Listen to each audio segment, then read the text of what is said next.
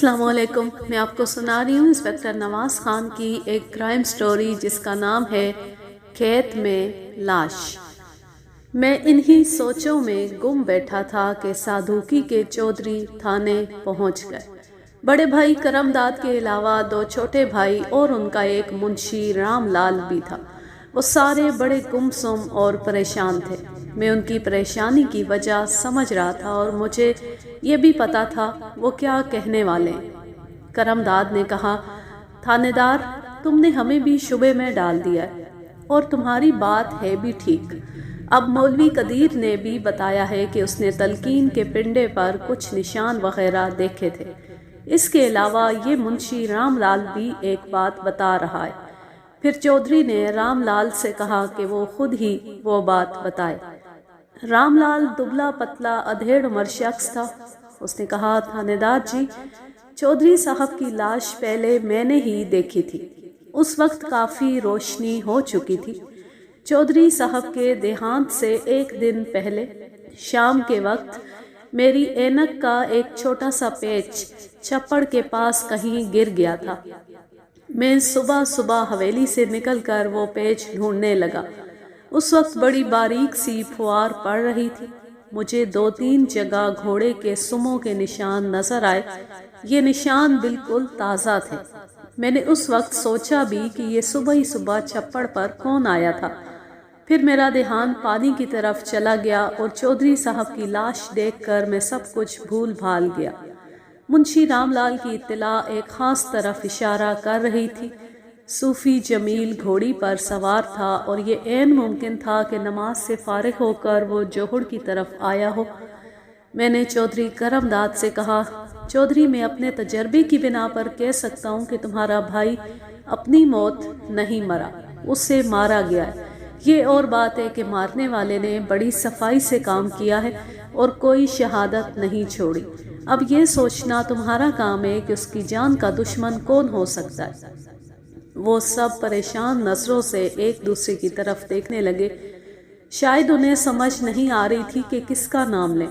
چودھری تلقین ایسا شخص تھا جسے کوئی بھی قتل کر سکتا تھا. پتہ نہیں کتنی بد دعائیں اس کا پیچھا کر رہی تھی، مگر کچھ بھی تھا، جرم جرم تھا اور قاتل یا قاتلوں کا قانون کی گرفت میں آنا ضروری تھا. ان کے گرفت میں آنے سے ہی صوفی جمیل کی موت کا معمہ حل ہو سکتا تھا. چودھری کرم داد، مجھے یقین ہے کہ تمہارے بھائی کو ڈبو کر مارا گیا ہے.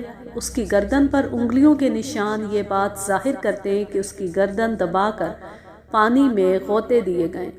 اپنے بھائی کی اذیت ناک موت کا تصور کر کے چودھریوں کے چہرے مرجھانے لگے. کچھ بھی تھا، بہرحال وہ ان کا چھوٹا بھائی تھا. پچھلی دنوں اس کا کسی سے کوئی جھگڑا وغیرہ تو نہیں ہوا؟ کرم داد نفی میں سر ہلانے لگا. اس کے اندازے سے صاف ظاہر تھا کہ وہ بہت کچھ چھپا رہا ہے. چودھری سے 1-1.5 گھنٹہ مزید گفتگو ہوئی. یہ گفتگو چودھری تلقین کے گرد ہی گھومتی رہی. تلقین کے ایک بھائی کا خیال تھا کہ اس کی قبر کھلوا کر پوسٹ مارٹم کروایا جائے، جبکہ دوسرے بھائی ایسا کرنا نہیں چاہتے تھے.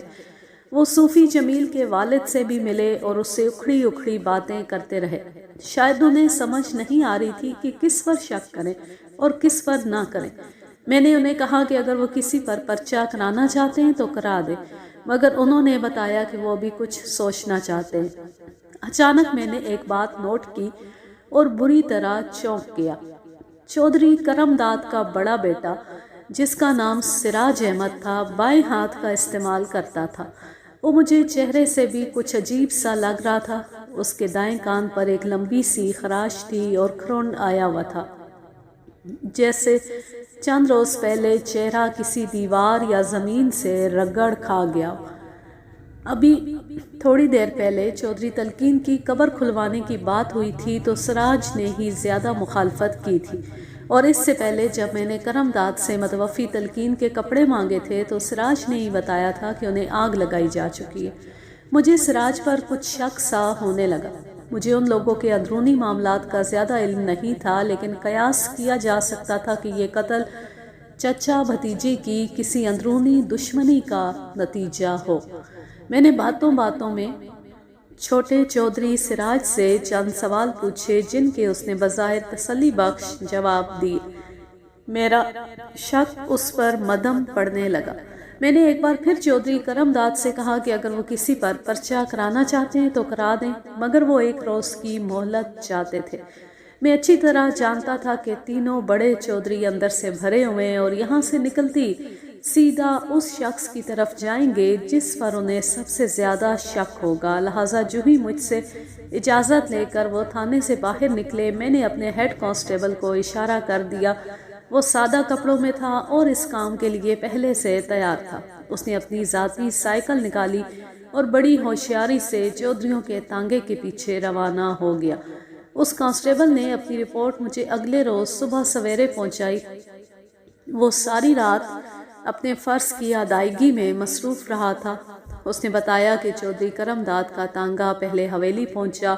حویلی میں کرم داد کوئی 2 گھنٹے تک رہا، پھر وہ اپنے تانگے پر سوار ہو کر ایک طرف چل دیا۔ اس کے 2 بھائی اور 2 کارندے بھی ساتھ تھے۔ گاؤں سے نکل کر یہ لوگ کچے راستے پر آئے اور ماچھی پورا کی طرف روانہ ہو گئے۔ اس وقت رات کے 9 بجے تھے اور سردی کی وجہ سے پورا علاقہ سنسان نظر آ رہا تھا۔ تانگا ماچھی پورا پہنچا اور سیدھا چودھری کے گھر جا رکا۔ ماچھی پورا کا چودھری رحیم شاہ باہر آیا اور جپھی مار کر کرم داد سے ملا۔ پھر وہ سارے اندر چلے گئے۔ کچھ دیر بعد 2 بکلوں والے بندے نکلے اور تیز تیز قدم اٹھاتے ایک گلی میں داخل ہو گئے۔ کانسٹیبل اپنی جگہ پر چھپا کھڑا رہا۔ 10-15 منٹ بعد وہی بکلوں والے بندے ایک نوجوان کو ساتھ لے کر حویلی میں داخل ہو گئے۔ نوجوان کچھ گھبرایا سا تھا۔ اس موقع پر میرے کانسٹیبل نے سوچا کہ اسے کیا کرنا چاہیے۔ حویلی کے اندر گھسنے کی وہ ہمت نہیں کر سکتا تھا، حویلی سے باہر رہ کر کچھ پتہ نہیں چل سکتا تھا۔ اتنے میں قدرت نے اس کی مشکل آسان کر دی۔ اچانک حویلی کے اندر سے شور سنائی دیا اور پھر 2-3 آدمی کسی کو پیٹتے ہوئے باہر نکلے۔ دراصل مار کھانے والا بھاگنے کی کوشش کر رہا تھا، مگر اس سے پہلے کہ وہ حویلی سے باہر نکلتا، مارنے والے اسے پھر کھینچ کر اندر لے گئے۔ یہ وہی نوجوان تھا۔ 10-15 منٹ بعد ایک بوڑھی عورت روتی ہوئی حویلی کے دروازے پر پہنچی۔ اس کے ساتھ 2 مرد بھی تھے۔ وہ تینوں اندر چلے گئے۔ کافی دیر اندر رہنے کے بعد وہ باہر نکلے تو ایک مرد نے اپنی کمر پر اسی نوجوان کو اٹھا رکھا تھا جو تھوڑی دیر پہلے مار سے بچنے کے لیے بھاگا تھا۔ کانسٹیبل نے ہوشیاری سے ان کا پیچھا کیا اور گھر دیکھ لیا۔ وہ ماچھی پورا کی لوہاروں والی گلی میں 3 یا 4 مکان تھا۔ میں نے اس روز شام تک انتظار کیا، مگر چودھری کرم داد اور اس کے بھائیوں میں سے کوئی بھی تھانے نہیں آیا۔ اس کا مطلب تھا وہ اپنے بھائی کے قاتل سے خود نبٹنا چاہ رہے تھے۔ ظاہر تھا وہ جس کسی پر بھی شبہ کر رہے تھے اس کا نام تھانے میں بتانا نہیں چاہتے تھے۔ ہو سکتا تھا اس طرح ان کا کوئی اپنا راز فاش ہوتا ہو۔ اسی رات میں خود ماچھی پورا پہنچ گیا۔ میں سادہ لباس میں تھا، اوپر سے چادر کی بکل مار رکھی تھی۔ میرے ساتھ وہی کانسٹیبل تھا جس نے کل رات سارا ماجرا دیکھا تھا۔ ہم کوئی 10 بجے گاؤں میں داخل ہوئے۔ پورا گاؤں سویا پڑا تھا۔ ٹھنڈی یک ہوا میں آوارہ کتے بھی کونے کھدروں میں دبکے ہوئے تھے۔ ایک بڑے مکان کے دروازے پر پہنچ کر میرا کانسٹیبل رک گیا۔ میں نے آگے بڑھ کر اپنی لاٹھی سے دستک دی۔ 4 یا 5ویں دستک پر دروازے کی دوسری جانب لالٹین کی روشنی نظر آئی اور کسی مرد نے ڈری آواز میں پوچھا، کون ہے؟ میں تھانے دار ہوں، نواز خان، دروازہ کھولو۔ غالباً وہ میری آواز پہچانتا تھا۔ بغیر حیل و حجت کے دروازہ کھول دیا۔ وہ ایک درمیانی عمر کا صحت مند شخص تھا۔ کانسٹیبل نے فوراً کہا، جناب کل یہی زخمی منڈے کو کمر پر لاد کر لایا تھا۔ وہ سخت گھبرایا ہوا نظر آ رہا تھا۔ میں نے کہا، حوصلہ رکھ بھائی، تیری مدد کے لیے آئے، تجھے ڈرانے کے لیے نہیں۔ وہ چونک کر بولا، آئیے جناب، دھن ہمارے بھاگ کے آپ نے قدم رکھا ہے۔ صحن سے گزر کر وہ ہمیں ایک کشادہ کمرے میں لے آیا۔ ساتھ والے کمرے میں عورتیں تھیں اور ان کی باتوں کی آواز آ رہی تھی۔ سامنے ہی کچے برآمدے میں چھپروں تلے 8-10 بھینسیں بندھی ہوئی تھیں اور ان کے گوبر کی بو ہر طرف پھیلی ہوئی تھی۔ 2 اور آدمی بھی جو کچی نیند سے جاگے تھے اندر آ گئے اور ادب سے مصافحہ کر کے ایک طرف بیٹھ کر ان تینوں میں آگو یعنی سیانا وہی شخص تھا جس نے دروازہ کھولا تھا۔ میرے پوچھنے پر اس نے اپنا نام سردار محمد بتایا، باقی دونوں میں سے ایک اس کا بہنوئی اور دوسرا بھائی تھا۔ میں نے پوچھا وہ لڑکا کہاں ہے جسے کل چودھریوں نے مارا ہے؟ سردار محمد آنکھوں پر صافہ رکھ کر رونے لگا، بولا وہ اٹھنے کے قابل ہی کہاں ہے جی، مار مار کر اس کی ہڈیاں پولی کر دی ہیں ظالموں نے۔ تم لڑکے کی کیا لگتے ہو؟ ہم دونوں ماموں ہیں، یہ اس کا باپ ہے۔ تم نے رپورٹ کیوں نہیں کرائی؟ جی ہماری طاقت نہیں ہے۔ کتنی سیدھی سادی بات کی تھی اس نے۔ دور دراز دیہات میں طاقت کے بغیر کون رپورٹ درج کرا سکتا ہے؟ وہاں رپورٹ درج کرانے کا مطلب اعلان جنگ کے سوا اور کچھ نہیں ہوتا۔ بات کیا ہوئی تھی؟ جناب آپ پوچھ رہے ہیں تو ہم آپ کی رعایا ہیں، بتانے سے انکار نہیں کر سکتے، مگر اس کے بعد ہمارا والی وارث کون بنے گا؟ پچھلا تھانے دار۔ گھبراؤ نہیں، اور پچھلے تھانے دار کی باتیں بھی چھوڑ دو، ہر ایک نے اپنی قبر میں جانا ہے۔ وہ حیرت آمیز نظروں سے میری طرف دیکھنے لگا، غالباً سوچ رہا تھا کہ یہ کیسا تھانے دار ہے جو ماں بہن کی گالیوں کی بجائے قبر حشر کی باتیں کر رہا ہے۔ تھانے دار صاحب، ہم بے قصور مارے جا رہے ہیں۔ آج کے دور میں کمزور ہونا بھی جرم ہے۔ چودھری کرم داد کے بھائی نے ہم پر بڑا ظلم کیا ہے، اور اس کی موت کے بعد اب رہی سہی کسر کرم داد خود پوری کر رہا ہے۔ کل میرے بھتیجے حسین محمد کو انہوں نے اتنا مارا ہے کہ کوئی کسی کالے چور کو کیا مارے گا۔ ہم روتے پیٹتے وہاں نہ جاتے تو شاید اسے جان سے ہی مار ڈالتے۔ وہ کہتے ہیں کہ اس نے چودھری تلقین کو پانی میں ڈبو کر مارا ہے۔ میں مسجد میں جا کر قرآن اٹھا سکتا ہوں کہ پچھلے 2 ہفتے سے وہ بیچارہ گھر سے ہی نہیں نکلا۔ جب سے تلقین کے بندوں سے ہاتھا پائی ہوئی ہے، اس کی ماں نے اسے گھر میں قید کر رکھا ہے۔ میں نے کہا سردار محمد، اس طرح کوئی بات میرے پلے نہیں پڑے گی، مجھے شروع سے بتاؤ کہ یہ کیا واقعہ ہے اور کب شروع ہوا۔ سردار محمد نے اپنے بہنوئی یعنی حسین محمد کے باپ سے کہا کہ وہ اپنی زبانی سب کچھ بتائے۔ حسین محمد کا باپ بالکل سیدھا سادہ سکہ بنگ دیہاتی زمیندار تھا۔ اس نے بڑی سادگی سے کہنا شروع کیا، جناب عالی، کافی پرانی بات ہے، میرا چھوٹا بھائی خان محمد اپنے بیٹے کے لیے میری بیٹی کا رشتہ مانگتا تھا۔ دراصل اس کی نظر اس 4 ایکڑ زمین پر تھی جو میری بیٹی کے حصے میں آنی تھی۔ لڑکا اس کا کچھ کرتا نہیں تھا، بس پکی سڑک پر سائیکلوں کی دکان ہے، 8-10 ٹوٹی بھجی سائیکلیں بھی ہیں جنہیں کرائے پر چلاتا ہے۔ میں یہ رشتہ کرنا نہیں چاہتا تھا، پر وہ کہتا تھا کہ ہمارا باپ مرتے ہوئے یہ رشتہ جوڑ گیا۔ آخر میں نے صاف انکار کر دیا۔ خان محمد اور اس کے بیٹے نے یہ بات دل میں رکھی اور موقع کی اڈیک میں رہے۔ اصل میں خان محمد کا اٹھنا بیٹھنا چودھری تلقین کے ساتھ تھا۔ اسی نے خان محمد کو یہ پٹی پڑھائی تھی کہ تم زبردستی یہ رشتہ کر لو۔ 2 مہینے پہلے سادوکی میں ایک شادی تھی، میری بیٹی بھی وہاں گئی ہوئی تھی۔ خان محمد بھی وہاں آ گیا اور میٹھی میٹھی باتیں کر کے اسے اپنے گھر لے گیا۔ اسی وقت مولوی بلا کر اس نے اپنے بیٹے کے ساتھ میری دھی کا نکاح پڑھوا دیا۔ ہمیں دوسرے روز پتہ چلا کہ ہماری لڑکی کی شادی بھی ہو چکی ہے۔ ہم وہاں گئے تو چودھری تلقین کے آدمی ڈانگاں سوٹے لیے کھڑے تھے۔ خان محمد نے کہا کہ اس نے کڑی شوڑی کوئی نہیں دینی، اس کی شادی ہو گئی ہے، وہ اب ادھر ہی رہے گی۔ ہماری لڑائی ہو گئی، 5-6 بندوں کے سر پاٹے۔ چودھری تلقین نے رائفل نکال لی اور کہا کہ ہم بھاگ جائیں ورنہ وہ ایک ایک کو گولی مار دے گا۔ ہم واپس آ گئے۔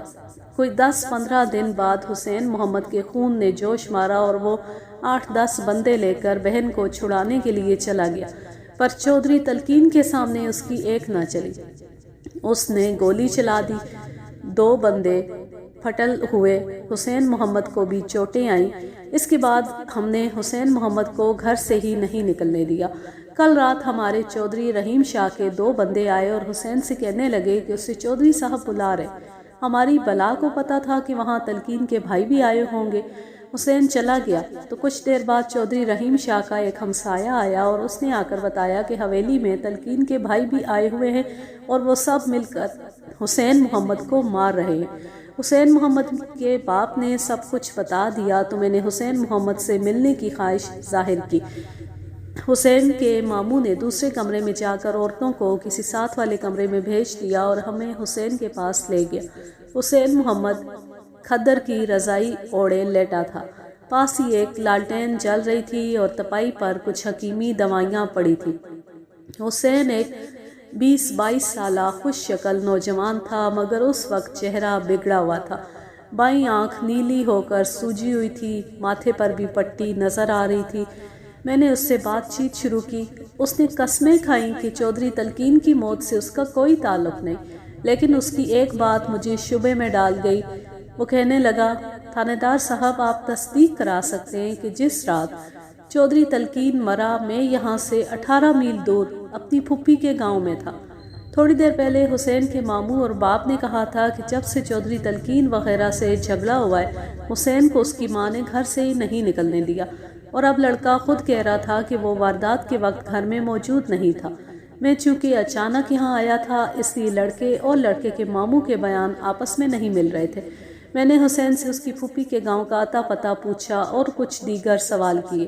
اس دوران میں نے حسین سے اس کی بہن کے بارے میں بھی بات چیت کی۔ وہ رونے لگا اور بولا، ہمارے ساتھ بڑی زیادتی ہوئی ہے جی، کسی کو منہ دکھانے کے قابل نہیں ہیں ہم۔ میں نے حسین کے ماموں سے کہا کہ وہ لوگ صبح تھانے آ کر پرچہ درج کرائیں، میں تفتیش کرتا ہوں، اور اگر ان کا دعویٰ درست نکلا تو میں لڑکی کو برآمد کرا لوں گا۔ اتنے میں ایک عورت روتی ہوئی اندر آئی۔ غالباً وہ دروازے کے پیچھے کھڑی ہماری باتیں سن رہی تھی، جیسا کہ بعد میں پتہ چلا کہ وہ حسین کی ماں تھی۔ بس تھانے دار جی، اب اس بات کو یہی رہنے دے، جو ہونا تھا ہو چکا، اب جتنی مٹی اڑے گی ہماری ہی سر میں پڑے گی۔ اس بدنصیب کی قسمت میں یہی لکھا تھا، اب یہی دعا ہے کہ وہ اپنے گھر میں خوش رہے۔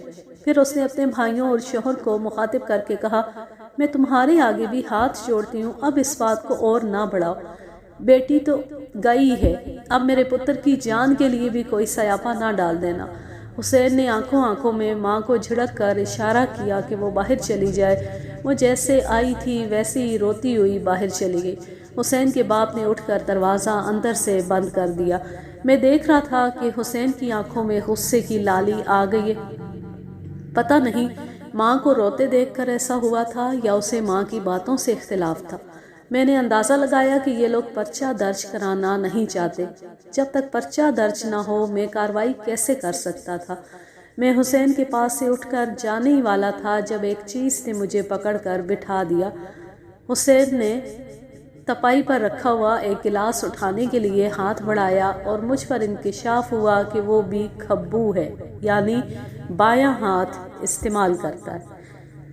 دوپہر کا وقت تھا، میں تھانے میں بیٹھا 2 پارٹیوں میں راضی نامہ کرا رہا تھا، مگر میرا دماغ وہیں صوفی جمیل کے قتل کیس میں الجھا ہوا تھا۔ رہ کر حسین محمد کا چہرہ ذہن میں آ رہا تھا۔ اس کے ساتھ ایک دوسرا چہرہ بھی تھا اور وہ تھا کرم داد کے بیٹے سراج کا۔ اس وقت یہی دونوں چہرے زیادہ مشکوک تھے۔ عجیب اتفاق یہ تھا کہ یہ دونوں افراد کھبے بھی تھے۔ جسمانی لحاظ سے وہ دونوں صحت مند تھے اور اتنے طاقتور ضرور تھے کہ چودھری تلقین جیسے نشائی کو پانی میں ڈبو کر ہلاک کر سکتے۔ خاص طور پر سراج کے لیے تو ایسا کرنا قطعی مشکل نہیں تھا۔ یہاں میں ایک بات آپ کو بتا دوں، سراج حالانکہ کرم داد کا بیٹا تھا، لیکن یہ نہ سمجھے کہ وہ کوئی نوجوان شخص تھا۔ اس کی عمر کم از کم 38 سال تھی۔ کرم داد کی اپنی عمر تقریباً 70 برس تھی۔ میں کوشش کر رہا تھا کہ کسی طرح چچا بھتیجے یعنی تلقین اور سراج کے کسی اندرونی معاملے کی ٹو لگ سکے، مگر ابھی تک کامیابی نہیں ہوئی تھی۔ اسی دوران بلال شاہ نے ایک بڑا اہم کام انجام دیا۔ جیسا میں نے بتایا ہے، ہوشیار پورے واپسی کے بعد وہ بڑا شرمندہ پھرتا تھا۔ مجھے معلوم تھا اپنی شرمندگی دور کرنے کے لیے وہ کسی طرح نمبر بنانے کی کوشش کرے گا۔ اس نے ایسا ہی کیا۔ پچھلے کچھ دنوں سے وہ سادوکی میں مقیم تھا۔ سادوکی میں میں نے اسے امام صاحب کو بلانے کے لیے بھیجا تھا۔ امام صاحب کے گھر میں ہی اس نے اپنی ایک چاچی ڈھونڈ لی تھی۔ کہتا تو یہی تھا کہ وہ میری رشتے کی چاچی ہے، بہرحال نہیں بھی تھی تو اس کے لیے ایک آدھ چاچی بنا لینا کوئی مشکل کام نہیں تھا۔ جب وہ کسی کو چاچی بنانے پر آ جاتا تھا تو پھر اس کی جان چاچی بن کر ہی چھوٹتی تھی۔ اس دفعہ اس نے امام صاحب کی ایک سالی کو چاچی بنایا تھا۔ یہ ایک علیحدہ قصہ ہے جس کا اس کیس سے تعلق نہیں۔ میں آپ کو بلال شاہ کی رپورٹ کے بارے میں بتا رہا تھا۔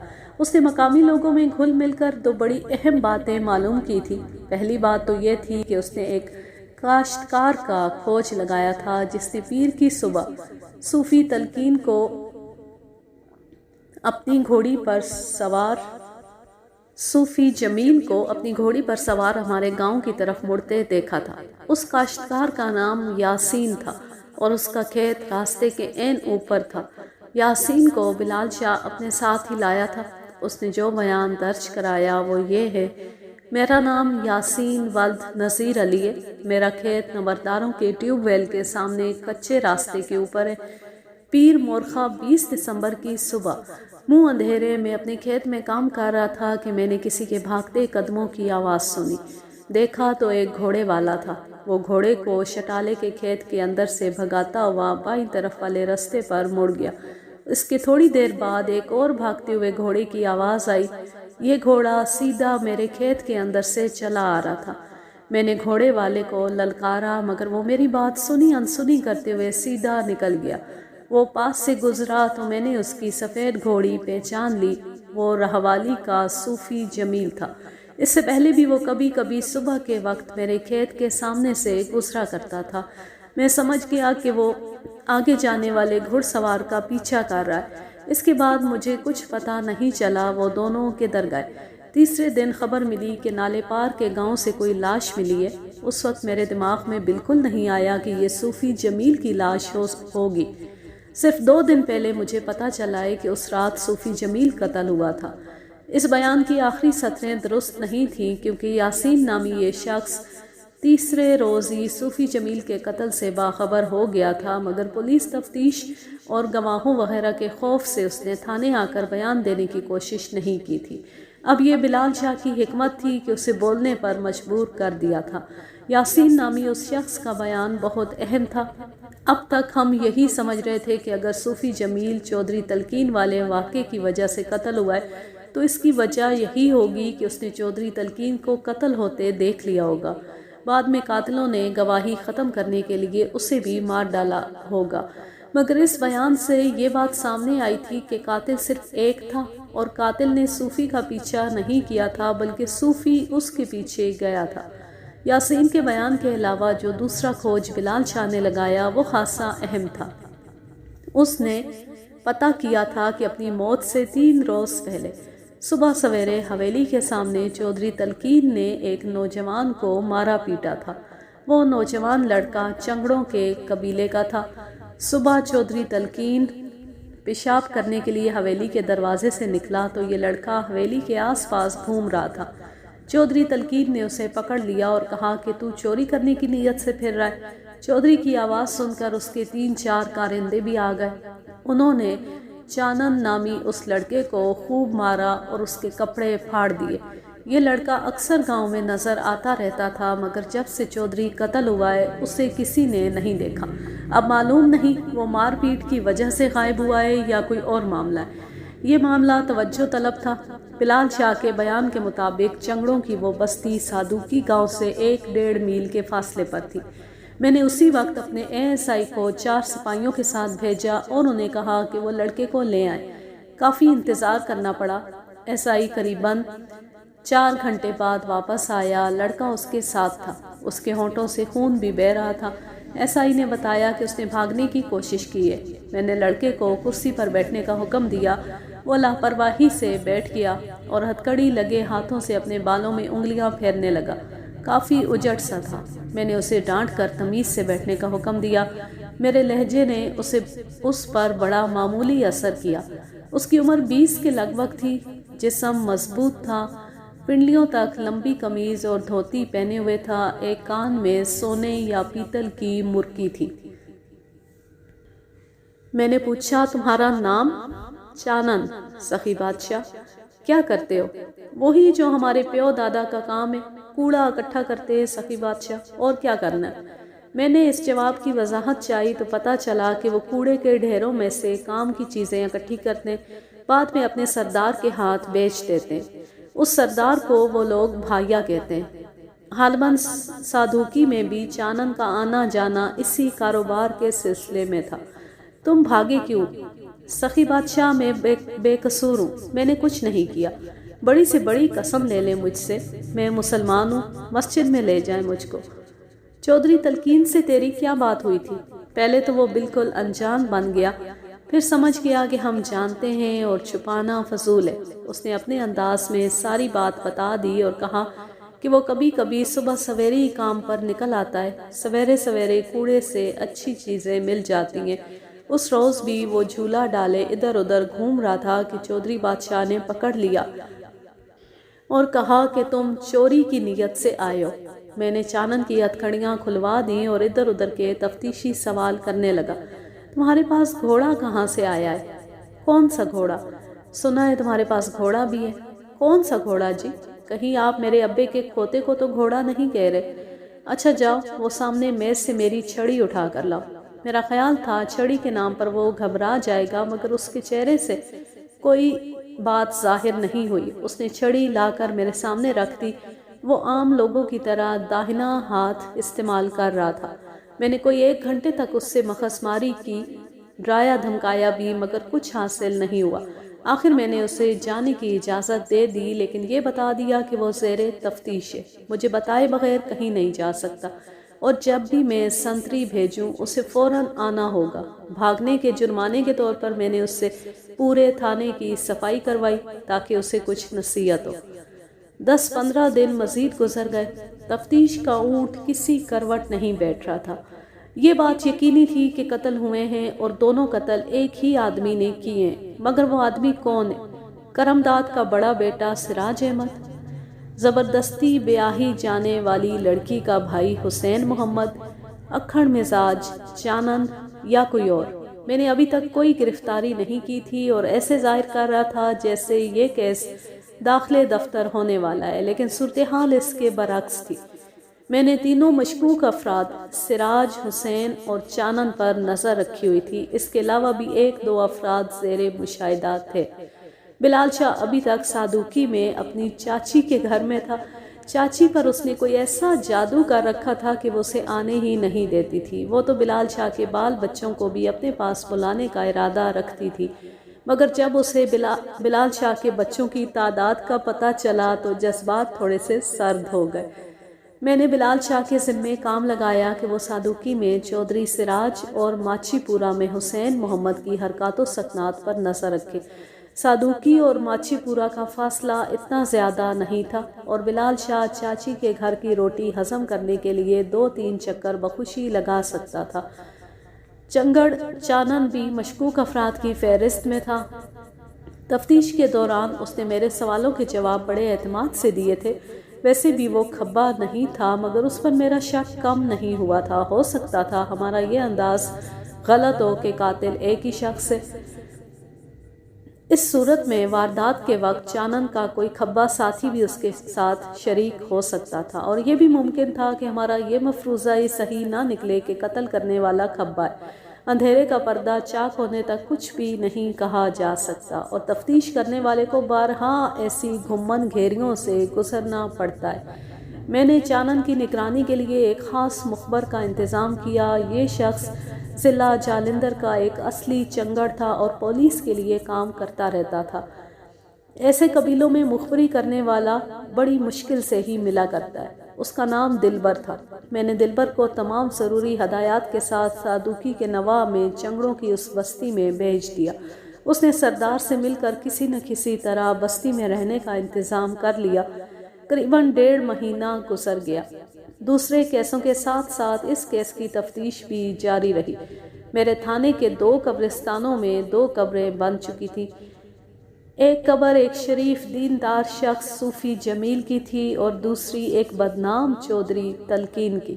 پیر کی اس ابر آلود رات کو ان قبروں کے لیے مردوں کا انتظام کرنے والا شخص کون تھا؟ اس کا کھوج لگانا میری ذمہ داری تھی۔ بلال شاہ وقتاً فوقتاً مجھ سے رابطہ قائم کرتا تھا۔ میں نے اسے ہدایت کر رکھی تھی کہ اگر چودھری کرمداد کی طرف سے حسین محمد پر کوئی زیادتی ہو تو مجھے فوراً اطلاع دے۔ حسین محمد کی دکھیاری ماں کے آنسو مجھے نہیں بھولے تھے۔ اگر اس کا بیٹا مجرم بھی تھا تو کسی چودھری کو یہ حق نہیں پہنچتا تھا کہ وہ اسے خود سزا دے۔ میں نے یہی بات کرمداد کے کانوں سے بھی اچھی طرح گزار دی تھی اور اسے سمجھا دیا تھا کہ حسین محمد کی بہن سے اس کے سسرال میں برا سلوک نہیں ہونا چاہیے۔ میرا دوسرا مخبر دلبر بھی رات کے اندھیرے میں رازداری سے آ کر اپنی خیر خبر دے جاتا تھا۔ میں نے مشکوک افراد کو مکمل طور پر ڈھیل دے رکھی تھی اور ان کی طرف سے بالکل لا تعلق ہو گیا تھا۔ تاہم ایک روز میرے نہ چاہنے کے باوجود چانن چنگڑ سے میری ملاقات ہو گئی۔ میرا ASI کتے لڑانے کے الزام میں چند لڑکوں کو پکڑ کر لایا، ان میں چانن بھی تھا۔ شرطوں کے سارے پیسے بھی اس کے پاس تھے۔ اصولی طور پر پرچہ اس کے خلاف ہونا چاہیے تھا، مگر میں نے دوسرے 2 لڑکوں پر پرچہ کر دیا اور چانن کو باقی ساتھیوں سمیت جانے کی اجازت دے دی۔ اس سنگین کیس میں چھوٹ جانے پر چانن خوش واپس چلا گیا۔ اس واقعے کے صرف 24 گھنٹے بعد میرا مخبر دلبر چنگڑوں کی بستی سے ایک اہم خبر لے کر آیا۔ اس وقت رات کے 9 بجے تھے۔ دلبر ایک کمبل کی بکل مارے میرے گھر میں داخل ہوا۔ اس نے مجھ سے پوچھا کہ کل کسی وقت میری چانن سے ملاقات ہوئی تھی۔ میں نے ہاں میں جواب دیا۔ وہ کچھ مطمئن ہو گیا اور تفصیل سے مجھے خبر سنانے لگا۔ اس نے کہا، نواز صاحب، کل رات میں چانن اور ایک لڑکی دلاری کی بات چیت سننے میں کامیاب رہا ہوں۔ دلبر اس سے پہلے بھی مجھے بتا چکا تھا کہ چانن کی قبیلے ہی کی ایک لڑکی پھولا سے شادی ہو رہی ہے۔ دلاری کے بارے میں بعد ازاں پتہ چلا کہ وہ پھولا کی گہری سہیلی ہے۔ دلبر نے کہا، کل رات کوئی 8 بجے میں نے چانن کو بستی سے نکل کر ایک طرف جاتے دیکھا۔ میں بھی اس کے پیچھے چل پڑا۔ وہ کماد کے کھیتوں میں پہنچا جہاں وہ لڑکی دلاری بھی آ گئی۔ دونوں نے باتیں شروع کر دی۔ میں ان کے پاس ہی بیٹھا ہوا تھا۔ ساری آوازیں مجھ تک پہنچ رہی تھیں۔ دلاری اپنی سہیلی پھولا کا کوئی پیغام لے کر آئی ہوئی تھی۔ اس نے چانن سے کہا، پھولا تیرے لیے بڑی پریشان تھی۔ جب تک تو تھانے سے واپس نہیں آ گیا وہ روتی ہی رہی۔ کیوں تو نے ایسا کام کیا؟ تجھے تو پتہ ہی ہے وہ تھانے دار پہلے ہی تیری جان کا دشمن بنا ہوا ہے۔ جواب میں چانن ہنسنے لگا۔ اس نے آپ کے لیے بڑے غلط سلط لفظ استعمال کیے اور کہنے لگا، وہ تھانے دار اتنے جوگا نہیں کہ چانن پر ہاتھ ڈال سکے۔ ایسے تھانے داروں کے تمہیں سری پائے پکا کر کھا جاؤ۔ اس نے تجھ سے پہلے والی بات تو نہیں کی؟ اتنا دماغ نہیں ہے اس کا، اور وہ کرتا بھی تو میں نے کون سا کچھ بتانا تھا؟ لوہے کے صندوق جیسا ہے اپنا سینہ، جو اس میں بند ہو گیا ہو گیا۔ دیکھ چانن، پھولا نے تجھے اپنی قسم دی ہے کہ اب سارے دھندے چھوڑ دے۔ پل سے ایک بار جس کا گھر دیکھ لے اسے اتنی جلدی نہیں بھولتی۔ یہ نہ ہو کہ بنا بنایا کھیل بگڑ جائے۔ اپنی سہیلی سے کہے کہ جگرا ذرا بڑا رکھے۔ اس سے چانن سے نباہ کرنا ہے، کسی ایرے خیرے نتھو خیرے سے نہیں۔ اس کے بعد وہ دونوں شادی وغیرہ کے بارے میں باتیں کرنے لگے۔ دلبر چنگڑ کی رپورٹ اس کیس کی اہم ترین رپورٹ تھی۔ اس نے چانن اور دلاری کی گفتگو کا جو نقشہ کھینچا تھا اس سے صاف پتہ چلتا تھا کہ چنگڑوں کی اس جھونپڑا بستی میں کوئی زبردست کھچڑی پکی ہوئی ہے۔ حالانکہ دلبر کو بستی میں رہتے ہوئے 1 مہینہ ہو چکا تھا اور وہ خاصا ہوشیار بھی تھا، مگر اسے بستی کے اندرونی معاملات کی زیادہ خبر نہیں ہونے دی گئی تھی۔ یہ چنگڑ لوگ رازداری کے معاملے میں اپنے سگے باپ پر بھی اعتبار نہیں کرتے، اور جو بستی کی بات باہر پہنچاتا ہے اسے سردار کی طرف سے سخت سزا دی جاتی ہے۔ مجرم کی گرفتاری میں پہلے ہی کافی دیر ہو چکی تھی۔ میں نے سوچا کہ اب براہ راست قدم اٹھانا چاہیے۔ دلبر کی رپورٹ کے مطابق چانن کی گرفتاری ضروری ہو گئی تھی، مگر میں نے چانن کی بجائے پہلے دلاری پر ہاتھ ڈالا۔ اسے تھانے پہنچانے کا کام دلبر نے ایک ASI کے ساتھ مل کر کیا۔ اسے معلوم تھا دلاری اپنے کار کے لیے کس طرف جاتی ہے۔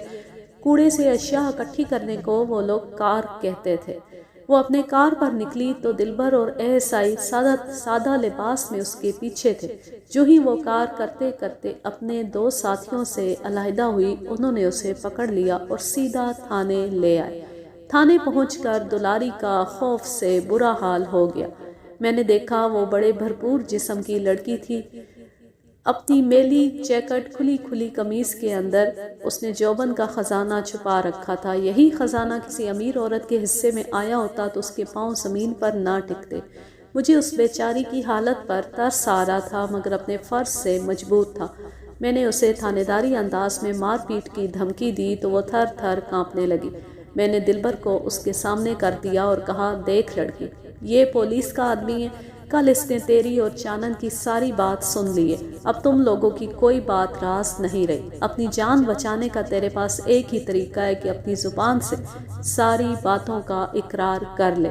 وہ رونے لگی اور اپنے بھائیے یعنی سردار کو پکارنے لگی۔ میں نے کہا بھائیے کی جان کو مت رو، اسے بھی تیرے سامنے ہی چھتر پڑیں گے۔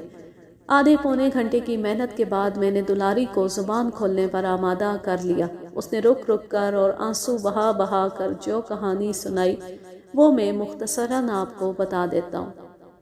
اس کہانی سے آپ کو اندازہ ہوگا کہ خانہ بدوش قبیلوں کی اندرونی دنیا ہماری دنیا سے کتنی مختلف ہوتی ہے۔ ہماری بستیوں کے پاس رہتے ہوئے بھی وہ در حقیقت ہم سے کتنے دور ہوتے ہیں۔ پھولا ایک خوبصورت جوان لڑکی تھی۔ ان کا قبیلہ 5-6 سال سے سادوکی کے نواح میں رہ رہا تھا۔ 2 سال پہلے کی بات ہے، چودھری تلقین کے ایک دودھ پیتے بچے کو دستوں کی شکایت ہو گئی۔ کسی حکیم نے کہا کہ اسے صرف بکری کا دودھ پلایا جائے۔ اتفاق سے گاؤں میں ایک بھی دودھ والی بکری نہیں تھی۔ بکری کی تلاش میں چودھری کے آدمی چنگڑوں کی بستی تک پہنچ گئے۔ یہاں پھولا کے باپ کے پاس دودھ والی بکری تھی۔ پھولا کا چھوٹا بھائی روز دودھ لے کر آنے لگا۔ ایک روز سخت بارش ہو رہی تھی، اس نے اپنے ساتھ پھولا کو لے لیا۔ بہن بھائی بھیگے ہوئے حویلی میں پہنچے۔ یہاں ڈیوڑی میں چودھری تلقین شراب کے نشے میں دھت بیٹھا تھا۔ پھولا کو دیکھ کر اس کی آنکھیں پھٹی کی پھٹی رہ گئی۔ دونوں بہن بھائی دودھ دے کر واپس جانے لگے تو اس نے لڑکے کو دودھ کے پیسے دینے کے لیے 10 روپے کا نوٹ دیا اور کہا کہ وہ ریزگاری لے آئے۔ لڑکا چلا گیا تو وہ کتا بن کر پھولا پر جھپٹ پڑا اور ڈیوڑی کے ساتھ ایک تاریک کمرے میں اس کی عزت کا دامن تار تار کر دیا۔ پھولا عزت لٹا کر واپس چلی گئی۔ یہ بات کب تک چھپی رہتی؟ پوری بستی میں مشہور ہو گئی۔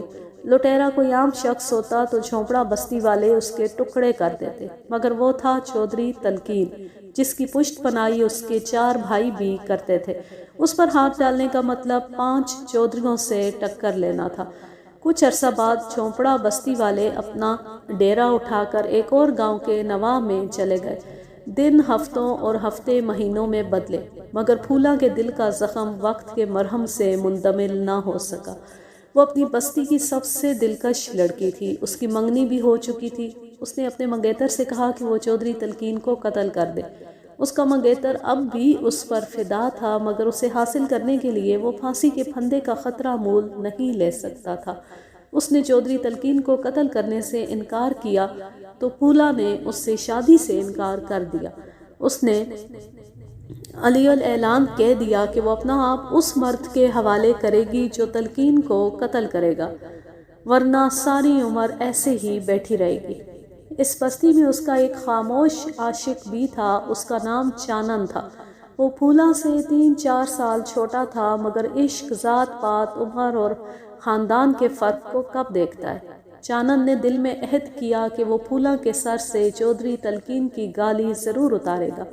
وہ ہر وقت موقع کی تلاش میں رہنے لگا۔ یہ ایک لمبی روداد ہے کہ وہ اس موقع تک کیسے پہنچا۔ بالآخر اس نے چودھری تلقین کو جا لیا اور پانی میں ڈبو کر ہلاک کر دیا۔ دلاری اس قتل کی تمام تفصیلات جانتی تھی۔ اس نے بتایا کہ پیر کی اس رات کو چانن چودھری تلقین کی گھات میں بیٹھا تھا۔ وہ پیشاب کرنے کے لیے جوہڑ کے کنارے بیٹھا تھا۔ اس نے اسے اندر دھکا دے دیا اور بعد میں ڈبو ڈالا۔ دلاری نے یہ بھی بتایا کہ چانن نے اس واردات کے لیے ایک قریبی گاؤں سے گھوڑا چرایا تھا۔ میں نے دلاری سے پوچھا، چانن نے اور کچھ نہیں بتایا؟ میرا مطلب ہے چودھری تلقین کو مارنے کے بعد وہ کہاں گیا؟ دلاری نے کہا، اس کے بعد اس نے کھولا ہوا گھوڑا واپس چھوڑا اور بستی میں آ گیا۔ میں سمجھ گیا کہ چانن کے دوسرے قتل کے بارے میں دلاری کو بھی علم نہیں ہے۔ دلاری بری طرح رو رہی تھی۔ میں نے سوال کیا، چانن اور پھولا کی شادی کب ہو رہی ہے؟ دلاری نے بتایا کہ ان کا بندھن تو ہو چکا ہے، بس سہاگ رات گزارنا باقی ہے۔ سہاگ رات کے لیے اس نے کوئی عجیب سا لفظ استعمال کیا جو اب مجھے یاد نہیں رہا۔ ان لوگوں کے کچھ اپنے ہی رسم و رواج تھے۔ کب ہے ان کی سہاگ رات؟ کل۔ پھر اس نے میرے سامنے ہاتھ جوڑتے ہوئے کہا، تھانے دار صاحب، وہ ایک دوسرے سے بڑا پیار کرتے ہیں، وہ ایک دوسرے کے بنا مر جائیں گے۔ بڑا انتظار کیا ہے انہوں نے اس ویلے کا، ان کو معاف کر دیں۔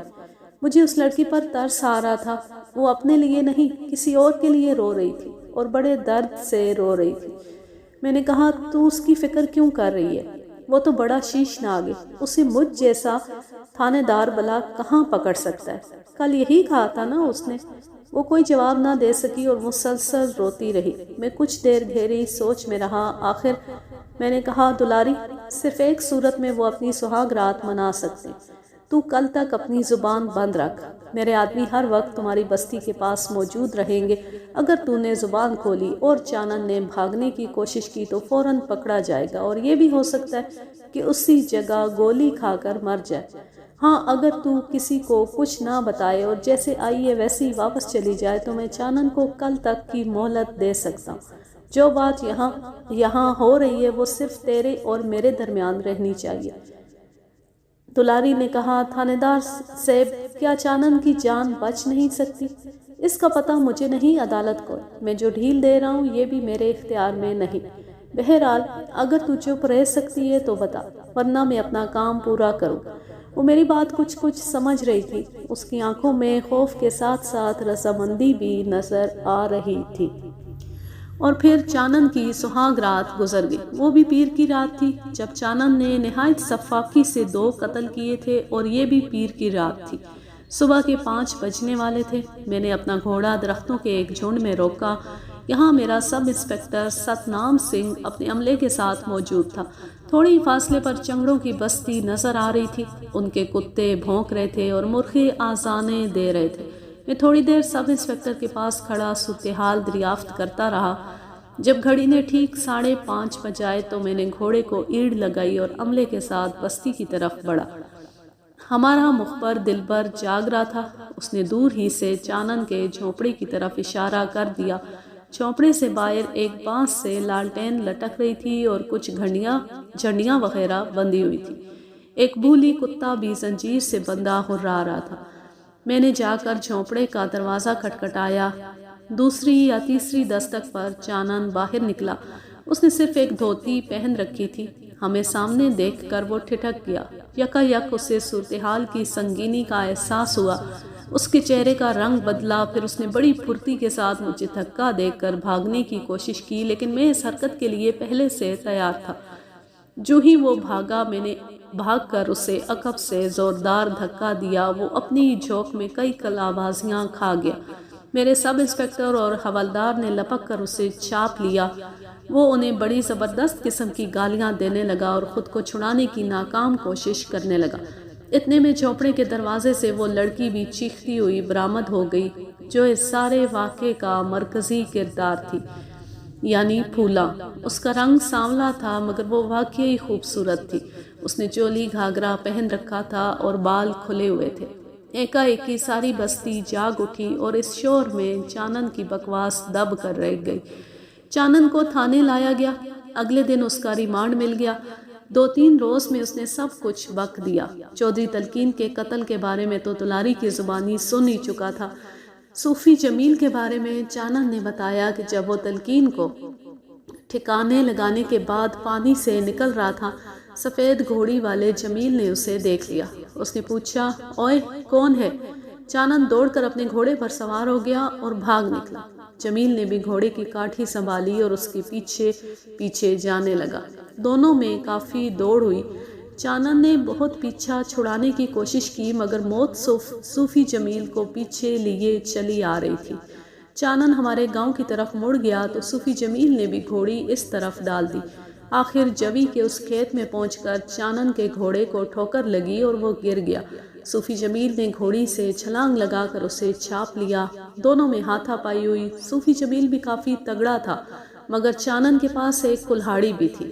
لڑتے لڑتے اس نے یہ کلہاڑی الٹی طرف سے صوفی کے سر پر دے ماری۔ صوفی ذرا سا ڈگمگایا تو چانن نے خود کو چھڑانے کے لیے ایک اور ضرب سر پر لگائی۔ صوفی جمیل کے حلق سے کرا نکلی اور وہ کٹے ہوئے شہتیر کی طرح کھیت میں ڈھیر ہو گیا۔ چانن سخت گھبرایا ہوا تھا کیونکہ دن چڑھنے والا تھا۔ اسے قریب ہی ایک چھوٹا سا گڑھا نظر آیا۔ اس نے اپنی کلہاڑی سے اس گڑھے کو تھوڑا سا کشادہ اور گہرا کیا اور صوفی کی نبض ٹٹولنے کے بعد اس کی لاش کو گڑھے میں رکھ کر مٹی ڈال دی۔ اس کے بعد اس نے چرایا ہوا گھوڑا واپس چھوڑا اور اپنی بستی میں پہنچ گیا۔ چانن کے تفصیلی بیان سے ساری کڑیاں مل گئی تھیں، لیکن ایک بات مجھے ابھی تک الجھن میں مبتلا کر رہی تھی، یعنی ہاتھ والا چکر۔ ابھی تک سمجھ میں نہیں آ رہا تھا۔ پوسٹ مارٹم رپورٹ اور دیگر شہادتوں سے اشارہ ملتا تھا کہ قاتل اپنا بایاں ہاتھ استعمال کرتا ہے، جبکہ چانن دایاں استعمال کرتا تھا۔ یہ معمہ اس وقت حل ہوا جب گرفتاری کے تیسرے یا چوتھے دن ملزم چانن کو دائیں کندھے میں شدید درد ہوا۔ پوچھنے پر اس نے بتایا کہ کچھ دن پہلے یہ کندھا اتر گیا تھا اور ابھی تک پوری طرح ٹھیک نہیں ہوا۔ میں نے اس بارے میں مزید پوچھا تو انکشاف ہوا کہ یہ کندھا اس وقت اترا تھا جب اپنے قتل سے صرف 3 روز پہلے چودھری تلقین نے چوری کے غلط شبے میں اس کی پٹائی کروائی تھی۔ اس کا مطلب تھا 3 روز بعد جب چانن نے چودھری کو قتل کیا اس وقت بھی اس کا دایاں بازو ٹھیک نہیں تھا۔ ظاہر ہے اس صورت میں اس نے کھبا نہ ہونے کے باوجود بایاں ہاتھ استعمال کیا تھا۔ پولیس سرجن نے بالکل درست اندازہ لگایا تھا اور میرا قیافہ بھی درست تھا۔ چودھری سراج اور حسین محمد پر میرا شبہ غلط ثابت ہو چکا تھا، وہ دونوں بے قصور تھے۔ صوفی جمیل کی پہلی بیوی کے بھائیوں کا بھی اس قتل سے کوئی تعلق نہیں تھا۔ جہاں تک صوفی جمیل کا تعلق ہے، مجھے اس کی موت پر افسوس تھا۔ اس نے اپنی طرف سے ایک اچھا کام کرنے کی کوشش کی لیکن بے موت مارا گیا۔ سیانے کہتے ہیں کہ بندے کے کرم اس کے سامنے ضرور آتے ہیں۔ شاید صوفی جمیل کے سامنے بھی اس کا کوئی ایسا ہی کرم آ گیا تھا۔ تفتیش کے دوران مجھے معلوم ہوا تھا کہ صوفی جمیل فطرتاً ایک سخت مزاج شخص تھا اور پہلی بیوی کے ساتھ اس کا سلوک بہت خراب تھا۔ کیا معلوم اپنے ہی کسی معصوم بچے کی اسے لے ڈوبی ہو۔ چانن نے اسے قتل کرنے کی کوشش نہیں کی تھی، صرف اس سے پیچھا چھڑانا چاہا تھا، مگر ضرب ایسی کاری لگی کہ وہ جاں بر نہ ہو سکا۔ چودھری تلقین کے قتل میں تو کوئی الجھن والی بات تھی ہی نہیں، اس کو کسی کے ہاتھوں مرنا ہی تھا۔ اگر میرے بس میں ہوتا تو چانن کو اس قتل پر شاباش دیتا، بلکہ میں نے اسے شاباش دی بھی تھی۔ یہ شاباش زبانی کلامی نہیں تھی، اسے اپنی محبوبہ کے ساتھ رات گزارنے کی مہلت دے کر میں نے اپنی خاموش شاباش کو عملی جامہ پہنایا تھا۔ چانن کو دوہرے قتل کے الزام میں سزائے موت ہوئی۔ یوں یہ کہانی اپنے اختتام کو پہنچی۔ اب میں لیتی ہوں آپ سے اجازت، جا رہے ہیں، خوش رہیں، شاد و آباد رہیں، ہنستے مسکراتے رہیں۔ اللہ حافظ، اللہ نگہبان۔